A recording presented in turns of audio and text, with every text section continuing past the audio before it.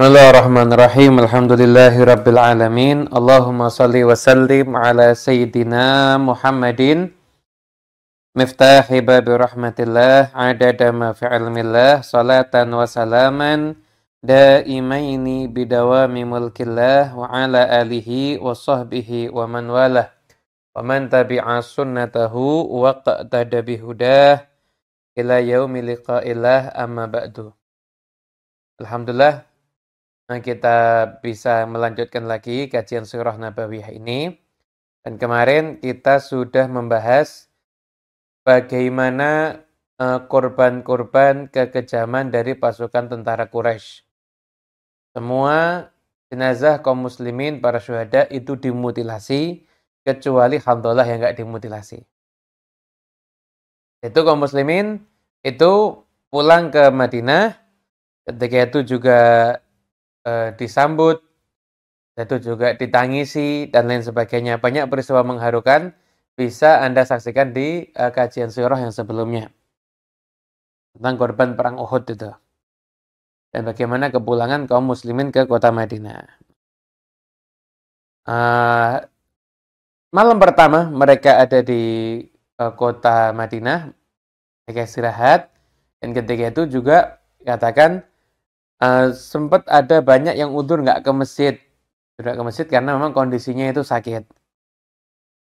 Keesokan harinya itu di hari Ahad, ketika itu di waktu subuh, Nabi Muhammad SAW itu keluar untuk mengerjakan salat subuh, dan ketika itu beliau kemudian duduk bersama dengan para sahabatnya. Ketika itu dapat kabar bahwasanya orang-orang kafir Quraisy ternyata belum pulang ke Mekah. Dari Mekah jadi Uhud itu kan dekat Madinah. Pulang itu kan tentu perlu waktu beberapa hari ya. Jadi mereka itu masih di perjalanan. Mereka nih orang-orang kafir Quraisy itu ada diskusi sendiri. Bagian antara mereka ada yang mengatakan, gimana ini kita? Muhammad nggak kita bunuh. Tawanan nggak kita bawa. Rugi nih kita berarti. Kembali, serang lagi. Gitu, orang kafir Quraisy.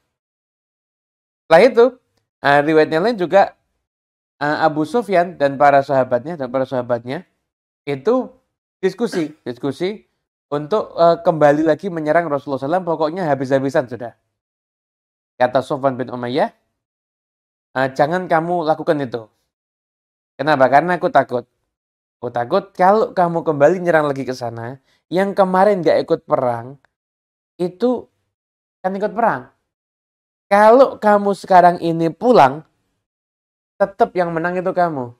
Tapi kalau kamu kembali, belum tentu yang menang itu kamu.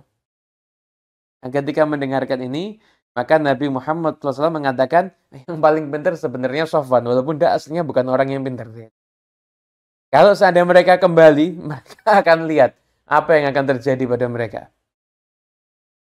Maka setelah itu Nabi Muhammad SAW memanggil Sayyidina Abu Bakar dan Sayyidina Umar. Sampaikan bahwasanya ini terdengar kabar orang-orang kafir Quraisy akan kembali untuk menyerang kaum muslimin. Gimana?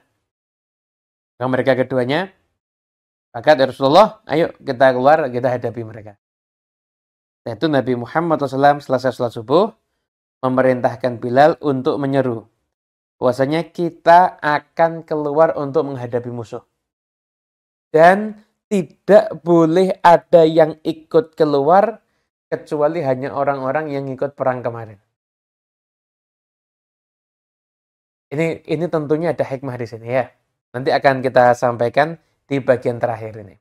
Hikmahnya apa sih? Hikmahnya apa? Kok sampai yang boleh ikut keluar perang hanya orang yang ikut perang Uhud yang kemarin itu. Maka ketika itu terjadi gonjang-ganjing itu. Terjadi gonjang-ganjing gimana dan sebagainya. Karena banyak yang tidak ikut perang pengen ikut perang gitu loh. Kemarin dulu mereka pengen ikut perang Uhud. Untuk sahabat yang ketika itu sudah ikut perang, ya semangat. Usaid bin Hudzair ketika mendengarkan itu baru mau ngobatin. Dia tuh kena 9 bekas luka. Baru mau ngobatin, itu dengar ditinggalkan. Sam'an wa ta'atan lillah wa rasulih. Saya dengar dan saya taat pada Allah Ta'ala dan Rasulnya. Gak ngurusi ngobati lagi lukanya. Ambil peralatan perang. Dari Bani Salamah, 40 orang yang terluka, berangkat perang lagi. Tufail bin Nu'man, 13 luka, berangkat perang. Ibn Simmah, 10 luka. Ka'ab bin Malik, belasan luka. Utbah bin Amir, 9 luka. Dan semua kaum muslimin ketika itu tidak ada yang memodalkan lukanya masing-masing. Semua angkat senjata dan ketika itu mendatangi Rasulullah SAW. Gak ada yang memikir berobat dulu. Ya Rasulullah, saya masih sakit. Gak ada. Semuanya berangkat ketika itu. Abdullah bin Ubay dari muka. Saya akan ikut bersama dengan kamu. Dan saya akan ikut naik kuda. Tapi enggak. Tolak sekarang Abdullah bin Ubay sama Rasulullah SAW. Nah, di semua yang boleh ikut perang Hamra'ul Asad. Namanya ini perang Hamra'ul Asad. Kenapa? Karena nanti tempat kaum muslimin itu nanti posnya itu di daerah Hamra'ul Asad. Hamra' itu artinya merah. Asad itu artinya singa. Singa merah. Nah, maknanya apa? Wallahu a'lam. Jadi semua yang awalnya luka itu mereka semuanya tetap berangkat dan tetap untuk akan taat kepada Allah dan taat kepada Rasulullah SAW. Jabir bin Abdullah Al-Ansari, Abdullah ayahnya Jabir ini kan kemarin ikut perang Uhud. Jabirnya ini kan nggak boleh ikut perang karena nunggu adik-adiknya yang perempuan. Nah, kata Jabir, ya Rasulullah, kau menyeru yang boleh ikut perang cuma yang ikut kemarin. Saya tuh kemarin kepingin ikut. Tapi ayahku memerintahkan aku jaga 7 orang adikku. Adikku ini perempuan semuanya. Kata ayahku nggak pantas. Jangan dong. Masa saya berangkat, kamu berangkat, siapa yang ngurusin adik-adik kamu itu? Kesian tuh mereka. Bukannya aku lebih mengutamakan biar aku yang jihad. Kamu enggak. Tapi ya kamu jaga aja saudari-saudarimu. Aku yang keluar bersama dengan Rasulullah SAW. Kata ya Jabir apa? La'alallah ta'ala yarzuquni syahada. Aku berharap Allah Ta'ala memberikan kepadaku mati syahid. Perang itu tujuannya pengen mati syahid. Ayahnya Jabir ini tadi. Kamu tinggal bersama saudara-saudaramu. Setelah itu kata Jabir, ya Rasulullah, kali ini izinkan saya ikut bersama denganmu ya Rasulullah. Karena diizinkan sama Rasulullah SAW.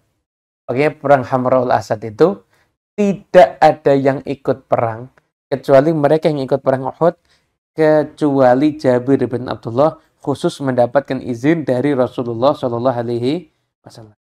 Bahkan bendera perang kaum muslimin itu misi di tiangnya, belum dilepas ketika itu. Sama Nabi diserahkan kepada Sayyidina Ali bin Abi Thalib. Ketika itu, keluarlah Rasulullah SAW bersama dengan para sahabatnya. Bahkan Nabi SAW ini juga luka. Jidat ini luka. Kemudian setelah itu juga gigi gerahamnya ini kan, wajahnya kan sobek. Itu bibirnya juga terluka. Itu tangannya juga sakit karena pukulannya Ibn Qami'ah.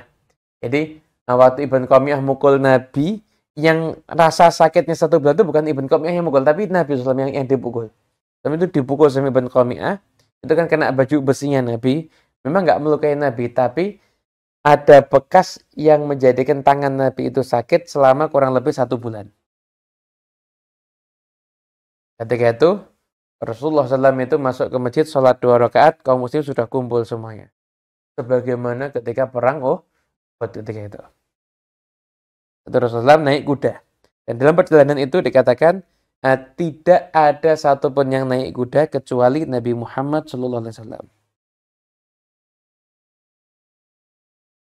Ya, sekarang yang perlu kita pertanyakan, Thalha bin Ubaidillah ikut apa enggak? Tentang mana sudah bahas kisahnya kan? Thalha bin Ubaidillah itu bekas lukanya ada riwayat sampai 70 bekas luka itu. Ikut apa enggak? Thalha bin Ubaidillah mendatangi Nabi Muhammad SAW. Pakai pakaian perang begitu Rasulullah SAW. Nanya, ya Thalha, aina silahuk? Ya Thalha, mana pedangmu? Kepada Rasulullah nih. Saya sudah bawa ini. Ketika itu di bagian dadanya aja ya, belum perut, tentang lainnya, ada 9 bekas luka itu. Kata Thalha, demi Allah, Aku lebih mengkhawatirkan luka yang ada pada diri Rasulullah dibandingkan luka yang ada pada diri. Itu Thalhah bin Ubaidillah. Yaitu karena Nabi Muhammad SAW, ayo berangkat berjalan. Ketika berjalan Rasulullah mengatakan pada Thalhah, ya Thalhah, saya merasa kaum musyrik ini tidak akan bisa punya kemenangan lagi kepada kita seperti kemarin sampai nanti kita bisa menguasai kota Makkah. Jadi Rasulullah SAW itu sudah memberikan prediksi. Kaum musyrik ini tidak akan bisa menang sama kita kayak kemarin, kecuali sampai nanti kita akhirnya bisa mengalahkan kota Makkah dan akhirnya mereka ikut sama kita. Ketika itu berangkatlah Rasulullah SAW ke Hamra'ul Asad. Nah, Ibn Ishaq dalam surahnya juga mengisahkan ada dua orang bersaudara namanya Abdullah bin Sahal dan Rafi' bin Sahal. Keduanya dari Bani Abdul Ashhal. Pulang dari Uhud, ini lukanya banyak. Ini saudara ini, Abdullah lebih banyak lukanya dibandingkan Rafi'. Ketika dengar kabar keluarnya Rasulullah SAW, mereka akhirnya mengatakan apa? Kalau kita meninggalkan perang sama Nabi, ya kita rugi. Kita tidak punya kendaraan. Kita dalam kondisi begini gimana? Dan mau berjalan juga nggak kuat. Mau jalan juga nggak kuat. Kata Abdullah, tidak usah khawatir. Tidak usah khawatir. Kita saling gendong ngajak, saling membantu jalan sampai akhirnya kita mendatangi Nabi Muhammad SAW. Akhirnya Rasulullah sudah kemah di sana, ini baru dua orang ini datang dalam keadaan susah payah jalannya. Mendatangi Nabi Muhammad SAW. Akhirnya didoakan dengan kebaikan dan sebagainya. Kata Nabi, ketika itu mengatakan apa? Tandanya kamu punya kendaraan, kamu punya kuda, punya unta dan sebagainya, tidak lebih baik dibandingkan jalanmu saat ini. Karena kalau mereka naik kuda, mereka nggak akan dikenang dua nama ini, Abdullah bin Sahal dan Rafi' bin Sahal. Dan pahalanya dari Allah ya biasa.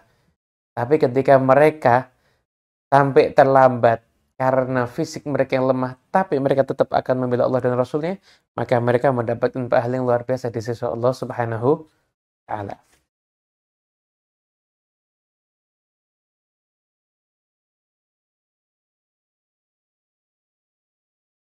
Dan setelah itu, perbekalan kita itu tamr, kurma ketika itu. Paling banyak perbekalan kita itu adalah kurma. Sampai akhirnya Rasulullah SAW itu ketika sampai di sana memerintahkan untuk mengumpulkan kayu bakar, nanti kita nyalakan apinya. Tiap orang nyalakan satu api. Dan nyalakan satu kayu bakar, satu api. Baru ketika itu pasukan muslimin nyari kayu bakar, nyalakan api. Di setiap malam tuh kelihatan ada api banyak begitu. Kan kelihatan kayak pasukan banyak kan. Dalam keadaan seperti itu, Abu Sufyan dan orang-orang musyrikin sebenarnya mereka masih ragu-ragu sebetulnya. Ketemu dengan Ma'bad. Ma'bad ini sempat ketemu Rasulullah SAW itu di Hamra'ul Asad. Ketika itu mendatangi Abu Sufyan. Ketika ketemu sama Abu Sufyan mengatakan, saya sudah berhasil nih ngalahkan sahabat-sahabatnya Muhammad nih. Orang-orang hebatnya sudah berhasil kita bunuh. Kita akan kembali, kita akan habisi. Biar nggak tersisa lagi dah. Tuntas nih urusan Muhammad nih sekarang ini. Ketika itu,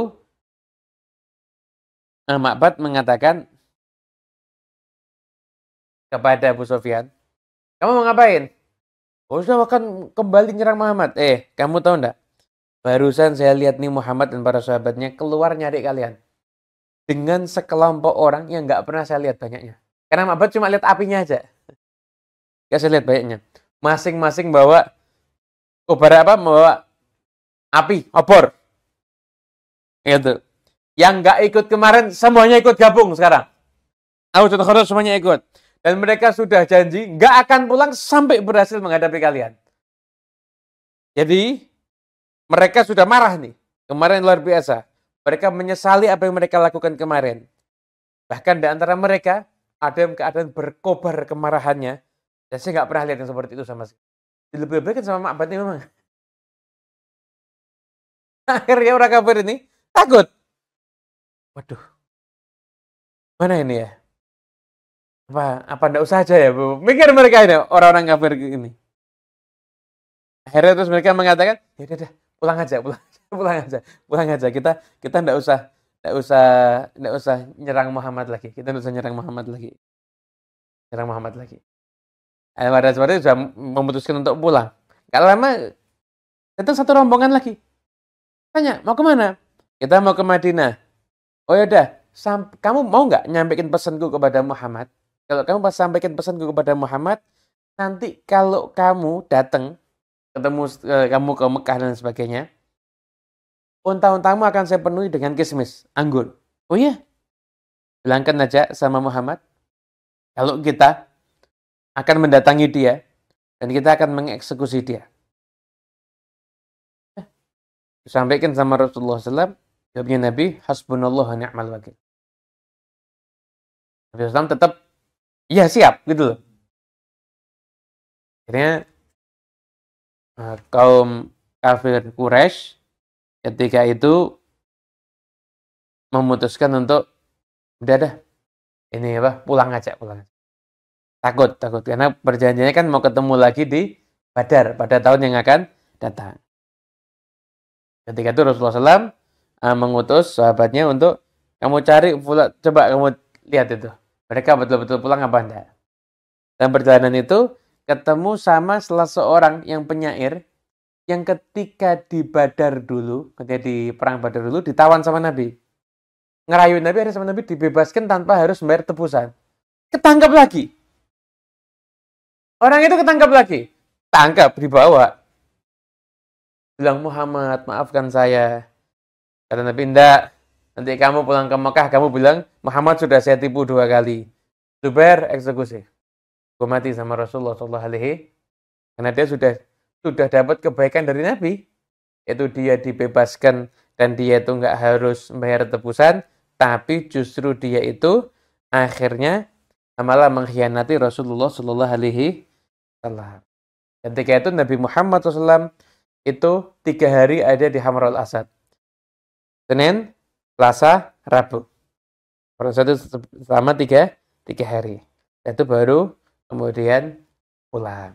Sampai karena istimewanya peristiwa ini, Allah Ta'ala menurunkan firman-Nya, alladzina istajabu lillahi war rasuli min ba'di ma asabahumul qarhu lilladzina ahsanu minhum wattaqau ajrun 'azim. Orang-orang yang memenuhi panggilan Allah dan Rasul-Nya setelah mereka mendapatkan luka, maka orang-orang yang berbuat baik di antara mereka dan bertakwa kepada Allah Ta'ala, maka mereka akan mendapatkan pahala yang besar. Kata Abdullah bin Abbas, hasbunallah wa ni'mal wakil itu dikatakan Nabi Ibrahim ketika akan dilempar ke api, dan dikatakan oleh Nabi Muhammad SAW ketika dikatakan bahwasanya mereka orang-orang kafir sudah kumpul akan menyerang Nabi SAW. Nabi menjawab dengan hasbunallah wa ni'mal. Nah, ini ada sedikit pelajaran yang bisa kita kaji bersama tentang Hamrul Asad ini.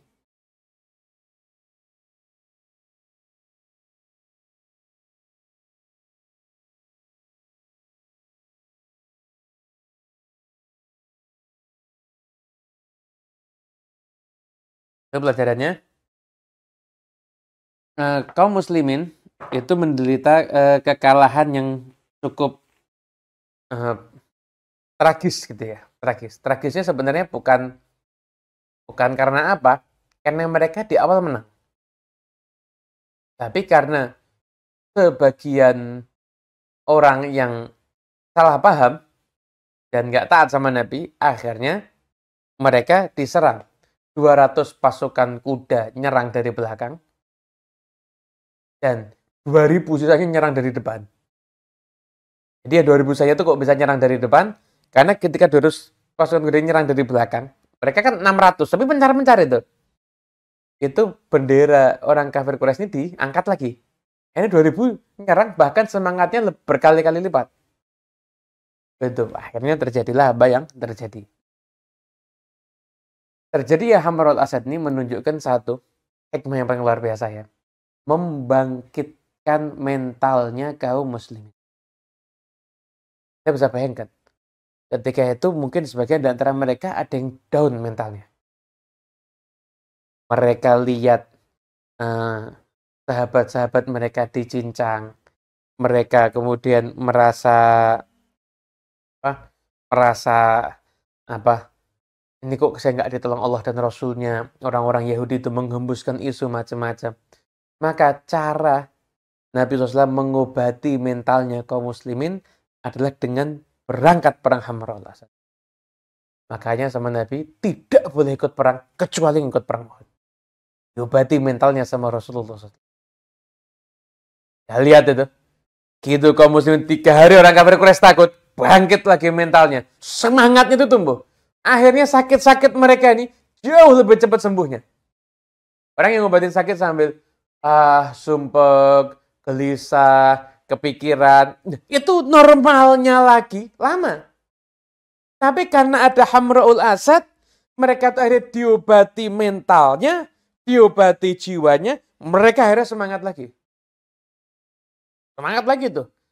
Kaum muslimin ketiga itu. Semangat lagi. Siap mereka untuk berperang. Siap mereka untuk melawan musuh lagi. Mentalnya bangkit. Mentalnya diobati oleh Rasulullah Shallallahu Alaihi Wasallam. Anda bisa bayangkan, ngobatin mental tuh nggak gampang. Mental tuh nggak gampang. Jadi kaum muslimin habis ngalamin sesuatu yang luar biasa. Mereka dikeroyok. Mereka lihat nabinya terluka. Mereka lihat sahabatnya dimutilasi.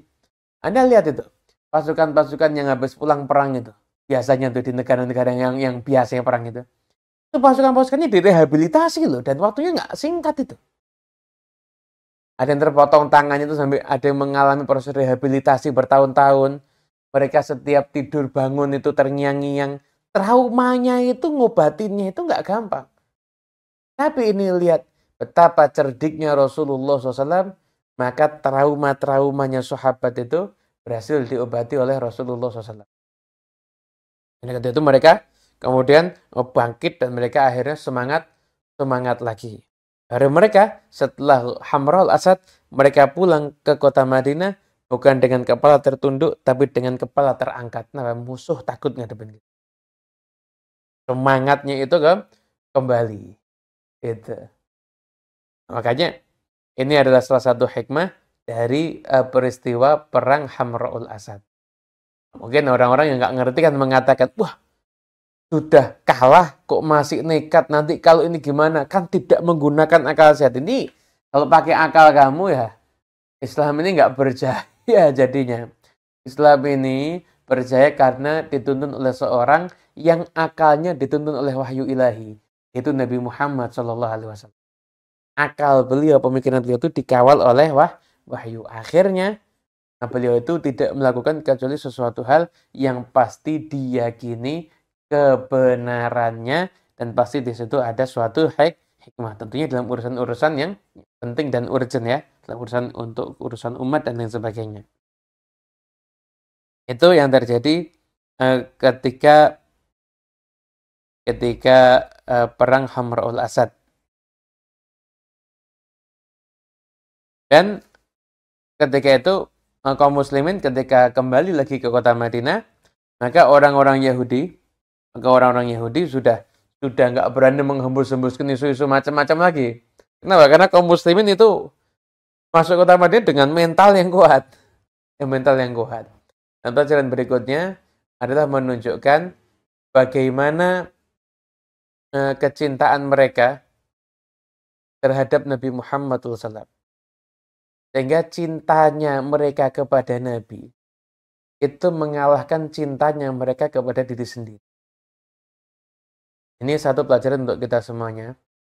Hidup itu adalah suatu perjuangan. Hidup itu adalah suatu perjuangan. Kita semuanya itu hidup harus berjuang. Memang pasti berjuang. ketika Anda nggak mau berjuang untuk agama Islam, Anda nggak mau berjuang untuk Nabi Muhammad SAW, Anda nggak mau memikirkan dakwahnya Nabi, Anda nggak peduli dengan apa, biarin aja, yang penting saya begini. Anda cuma mau yang penting saya, yang penting saya, yang penting saya. Khawatirnya Anda nanti dipaksa berjuang untuk hal-hal yang nggak menyenangkan. Dipaksa berjuang karena melawan penyakit. Terus bolak-balik ke dokter. Penyakit nggak ada obatnya. Daripada Anda mengalami semacam itu, berjuanglah Anda untuk Allah dan Rasulnya sekarang ini. Dan apapun yang Anda bisa. Anda yang jadi dokter dengan kemampuan Anda di bidang kedokteran, Anda yang jadi pengusaha sukses dengan kesuksesan Anda yang menjadi ulama dengan ilmu Anda, niatkan semuanya untuk Anda berjuang demi Nabi Muhammad SAW. Khidmat kepada umatnya Nabi itu seperti Anda khidmat kepada Nabi. Ada satu permisalan yang kita dengar dari guru kita, Al-Habib Taufik bin Abdul Qadir Asgaf. Dia mengatakan kalau ada santri itu ngurusin ternak punya kiainya, ayamnya itu diurusin, dia khidmat. Bukan berarti dia khidmat sama ayamnya, dia khidmat sama kiainya. Kalau kita nih khidmat sama umatnya Rasulullah SAW, khidmat ngajarin mereka, khidmat agar mereka tuh kenal dengan Allah, kenal dengan Rasul, khidmat dengan itu, dengan apa yang kita bisa, maka berarti kita khidmat dengan Nabi Muhammad SAW. Insyaallah peristiwa ini menjadi spirit untuk kita semuanya, agar kita semua menjadi orang yang semakin berjuang di jalan Allah Ta'ala, di jalannya Rasulullah SAW. Amin, amin, ya Rabbal Alamin.